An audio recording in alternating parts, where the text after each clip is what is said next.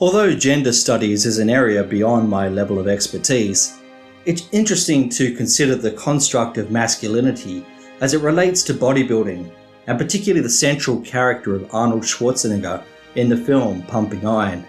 Due to the film's anachronisms and complete absence of concepts such as identity politics or political correctness, the film stands as an interesting time capsule reflecting a very different period in America's culture and values.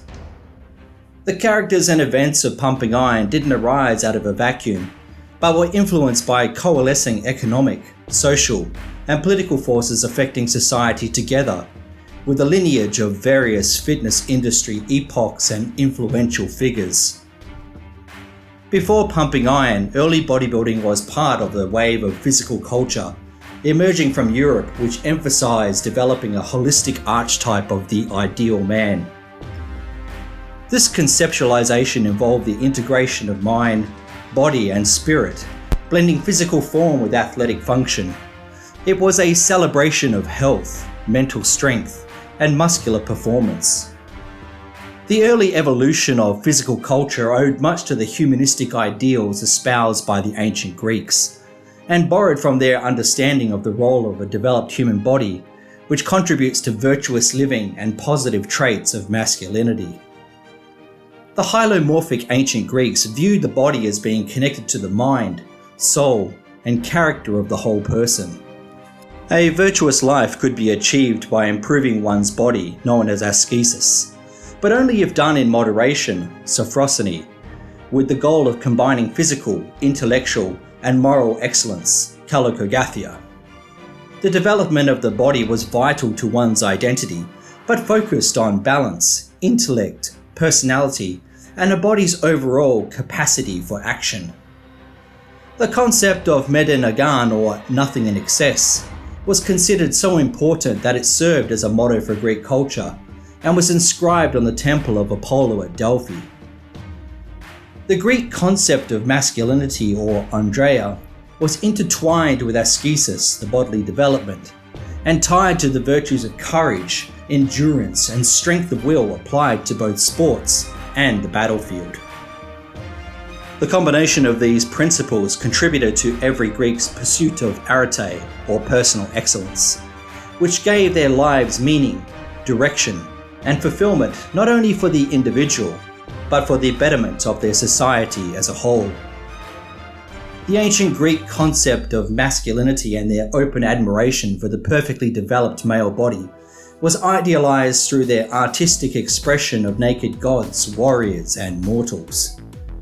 In her study of the naked male, Margaret Walters notes that the Greeks' open admiration for perfectly developed male bodies was a celebration of that ancient culture's view of masculinity. The heroic body was the exact counterpoint to the feminine, while women by contrast were depicted as less beautiful than men. These influences became a model for Western culture, particularly in German and Victorian England, which adapted Greek iconography to form their own cultural ideals. With the fall of the Greek and Roman empires, the celebration of these ideals were all but extinguished. But with the re-emergence of strength and bodily training 3,000 years later, the Greek ideals continued to exert their influence with stunning alacrity on their revival by the burgeoning physical culture movement. The ancient Greek influence on the subsequent development and trajectory of bodybuilding is likewise undeniable. From Sandow to McFadden, Triat to Weider, most of these prominent figures driving the bodybuilding and fitness movements in their respective eras not only paid homage to the ancient Greeks for their influence and inspiration, but also connected the concept of masculinity to their quest for developing muscularity.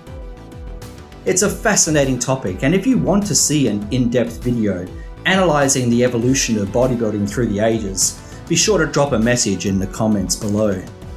Although the contributions and influence of the ancient Greeks are rarely discussed, let alone recognised in today's bodybuilding scene, they were still firmly at the forefront of physical culture in preceding decades, including Pumping Iron's creation and release. The mesomorphic body has long been a cultural ideal largely due to the highly desirable personality attributes associated with a muscular form, and the perception of the rewards accrued to muscular men. Body armour was historically sculpted to look like muscular torsos. Statues of famous figures represent a hyper-mesomorphic projection of their strength. Even fashion accentuates the wide shoulders and narrow waist, characteristic of a muscular aesthetic. The obvious connection between the muscular physique to society's long-held views of masculinity persists even today. Masculinity signifies many hypermasculine traits, such as strength, sexual virility, aggression, and dominance. Although the advent of the urban industrial society in the 19th century benefited white middle-class men, it became clear by mid-century that these men were also troubled by the transformation. They feared that the transition from nature's rhythms and vigorous physical labour to corporate work environments and urban and suburban living alienated them from important foundations of their masculine identity. In response, they developed new ideals intended to accommodate the New World Order. One of them, which founded scientific support in Darwinian biology and in contemporary psychological theories of human development, was an emphasis on strenuous exercise. The growing connection of manliness with physical strength, virility, and prowess was evident throughout American culture by the 19th century, and it remained strong throughout the 20th. Visually epitomizing these ideals was the first Mr. America contest, which was held in 1939 while the Nazi war machine was beginning its blitzkrieg into Europe. Only open to amateurs and explicitly embodying the ideals of virtue and masculinity, the Mr. America produced prized role models such as Steve Reeves and John Grimek. Possessing not only the classical aesthetic exemplified by the ancient Greeks, both men exemplified other masculine traits the contest demanded of its winners. At that time, bodybuilding shows were an adjunct of weightlifting and strength competitions, and performative strength as well as balanced, harmonious muscle development were vital components for a competitor to win. The AAU required physique competitors to register totals in the Olympic lifts 3 times their body weights, just as a prerequisite to compete. As John D. Fair writes in his brilliant history, Mr. America, "In the first 50 years of the century, you had to be as strong as you looked. Muscles were a byproduct of training to lift heavy weights. Training solely for muscular development with no regard to health would have been incomprehensible 60 years ago. Equally puzzling would have been the practice of training solely for muscular development without regard for strength." Competitors also had to possess style, poise, diction, and represent the qualities of manhood. The best body wasn't always guaranteed to win. The Mr. America title was the personification of manhood, the quest to find the perfect man across all these metrics. Despite bodybuilding's shady reputation at the time, the Mr. America was a respected and coveted title, admired by the average person, and stood as an aspiration for many young American men. At the end of the war, the victorious Allies enjoyed a period of prosperity that created softer Americans who overindulged in the fruits of their wartime victory. With the growing consumer economy, luxury and convenience replaced the physical exertion afforded by previous day-to-day living. Men were now too busy earning a living to expend energy exercising their bodies. Diseases associated with affluence were on the rise. 60% of children couldn't pass basic fitness tests. The nation was alerted to its growing waistlines and health problems. It was clear that post-war Americans were out of shape. The Russians trounced the USA in the 1956 Olympics, and Americans anxiously watched on as thousands of televised Russian youth exercised in nationally organized programs. The moral character and capacity of Americans to handle future conflicts was in question, and was addressed as a national security emergency. As the Cold War between USA and Russia intensified, President John Kennedy doubled down on the national fitness crisis, claiming 39% of the 6 million military applicants were rejected for physical, mental, or emotional reasons. Kids continued to fare no better with physical fitness tests, displaying a glaring deficit compared to their European counterparts. Our struggles against aggressors throughout history have been won on the playgrounds and corner lots and fields of America, Kennedy stated. Thus, in a very real sense, our growing softness, our increasing lack of physical fitness, is a menace to our security. Considering the advances and role of technology in modern warfare, it's unclear to what extent physical fitness would contribute to exactly. What Kennedy was advocating, however, was the virtues instilled by athletics. Kennedy echoes the sentiments of the ancient Greeks in his words, writing that a healthy body forms the basis of dynamic and creative intellectual activity. So while physical superiority wouldn't necessarily win modern wars, the accompanying virtues of moral uprightness and mental acuity would. In the 50s and 60s, the word fitness had stronger moral than physical connotations, encompassing the whole person, the spiritual, mental, emotional qualities as well as the physical.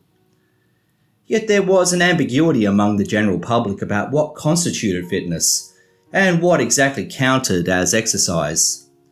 Adding to the confusion, abundant contradictory medical advice about the dangers of exercise added to the growing amount of conflicting health information. Early gym owners like Vic Tanny were labelled as health nuts and were criticised for exploiting a kind of health hysteria. In the eyes of many middle-class men, exercise was viewed as a cosmetic tool, not something for enhancing health or longevity.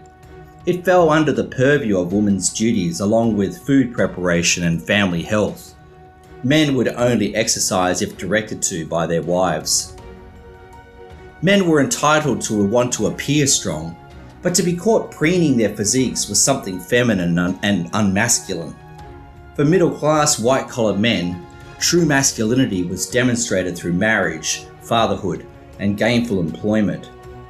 Preoccupation with the development of one's physique could attract speculation regarding one's sexuality. Early bodybuilding magazines, such as those published by Joe Weider, served a primarily gay readership, casting a pall over any positive association with working out. Even the era's televised fitness celebrity Jack LaLanne was careful to play down his muscular physique to his viewing audience for risk of being thought of as a vain, muscle-bound, and dumb bodybuilder. The growing niche of bodybuilding in the eyes of the public was treated with equal disdain. Provoking equal reactions of both awe and disgust, the USA may have been at the epicenter of bodybuilding's growing resurgence, but bodybuilding was viewed as a contemptible and suspicious activity by the public. Even worse, it was criticised by the medical and sporting authorities as something dysfunctional and pathologically malignant. Charles Gaines, who wrote Pumping Iron in 1974, acknowledged that the glory days of the sport were fast fading. Bodybuilding has advertised itself with consummate tackiness, he wrote in the book's introduction, confining itself to the back pages of pulp magazines and in the national consciousness to the same shadowy corners occupied by dildos and raincoat exhibitionists. The composite picture that seems to have emerged from them of bodybuilders as narcissistic, coordinatively helpless muscle heads with suspect sexual preferences has done little to promote the sport. By the 1970s, shifting social trends such as the rise of feminism, the erosion and blurring of defined gender roles, and expanding gay and civil rights contributed to the rising groundswell of bodybuilding. Despite prevailing public sentiment and tremendous resistance to publishing the book, Pumping Iron went on to be a critical and commercial success. Producing a film based on bodybuilding would be dependent on showcasing identifiable characters set against a carefully constructed narrative that subverted the public's negative expectations. Walking a fine line between the quest for physical perfection versus sexual perversion, was a challenge that could only be surmounted by positively promoting masculinity through bodybuilding to its heterosexual audience. This focus on masculinity was a deliberate repudiation of the vocal anti-gay sentiment expressed by investors who dismissed the book and film, to quote the New York Times, as fag bait, and claiming zero interest among the public for such a venture. Butler and Gaines' Pumping Iron takes great pains to wrest bodybuilding from its long-standing allusions to gay subculture, and its subsequent acceptance by the cultural mainstream is considered one of the film's greatest successes. With Arnold at the helm of the project, he would become Butler's Teutonic messiah, who would clean up bodybuilding and present it as something healthy, masculine, positive, and definitively heterosexual. Pumping Iron would showcase an activity that built real men in a time when society was rejecting modern values and masculinity was in crisis. Thank you for watching my first ever video. Please like and subscribe for parts 2 and 3 of this Pumping Iron series, and leave a comment below to discuss your thoughts on Pumping Iron's presentation of masculinity in the film. Thanks again for supporting the channel.